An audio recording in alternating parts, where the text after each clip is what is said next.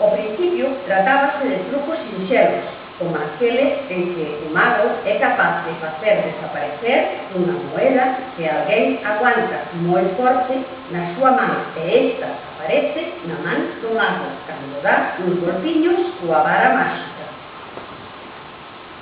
Pero a familia de Hugo non estaba preparada para o que pasou un sábado pola tarde á hora da película. Os seus irmáns estaban amoreados no sofá mirando o televisor novo que Papá Noel trouxera o Nadal pasado.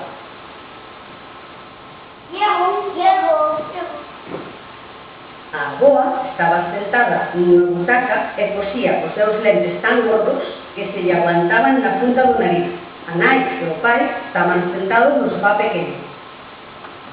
Ela lía e el tamén facía ver que seguía a película, pero a verdade é que quedaba dormido como unha pedra porque cada 2 por 3 oíase roncar.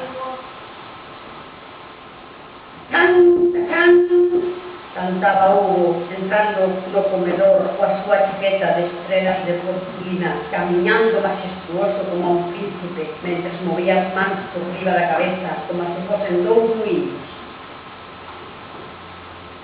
Quen quere que lle faga un truco? Pero ninguén parecía disposto a lle facer caso, porque estaban moi entretidos coa película e pensaban que xa sabían de memoria todos os seus trucos.